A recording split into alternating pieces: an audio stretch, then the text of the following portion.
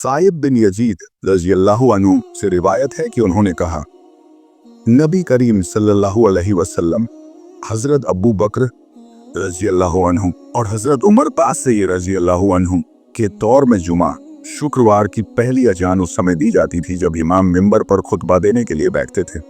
लेकिन जब हजरत उस्मान रज़ियल्लाहु अन्हु का दौर आया और मुसलमानों की तादाद ज्यादा हो गई तो उन्होंने ज़ोरा नामी जगह से एक और अजान शुरू करवाई। इमाम बुखारी रहमतुल्लाह अलैह फरमाते हैं कि जोरा मदीना के बाजार में एक स्थान का नाम है। हदीस की विस्तृत व्याख्या। मौलन पहले के ज़माने में अजान का तरीका, नबी करीम सल्लल्लाहु अलैहि वसल्लम, हज़रत अबू बकर रज़ियल्लाहु अन्हु और हज़रत उमर रज़ियल्लाहु अन्हु के दौर में सिर्फ एक ही अजान दी जाती थी। जब जुमा का समय होता और इमाम मिंबर पर बैठते तभी अजान दी जाती थी।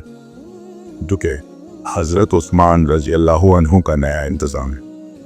हज़रत उस्मान रज़ियल्लाहु अन्हु के दौर में इस्लाम तेजी से फैला और मुसलमानों की संख्या बहुत बढ़ गई। इतनी बड़ी आबादी को जुमा के लिए समय पर बुलाने के लिए एक और अजान की ज़रूरत पड़ी।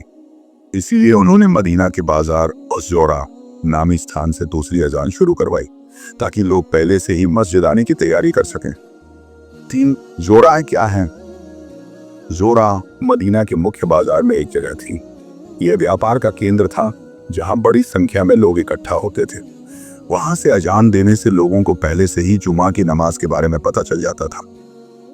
इस बदलाव का महत्व इस्लामी इतिहास में, इस्लाम में ज़रूरत के मुताबिक बदलाव किए जा सकते हैं अगर वे उम्मत की भलाई के लिए हों।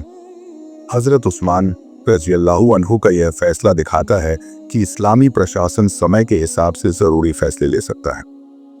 आज भी कई इस्लामी देशों में जुमा की 2 अजानें दी जाती हैं जो इसी सुन्नत का अनुसरण है।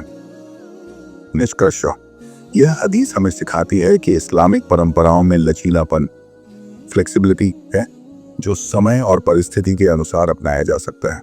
हज़रत उस्मान रज़ियल्लाहु अन्हु ने बढ़ती आबादी की सहूलियत के लिए एक और अजान का इंतजाम किया जिसे बाद में मुसलमानों ने अपनाया और आज तक यह अमल जारी है।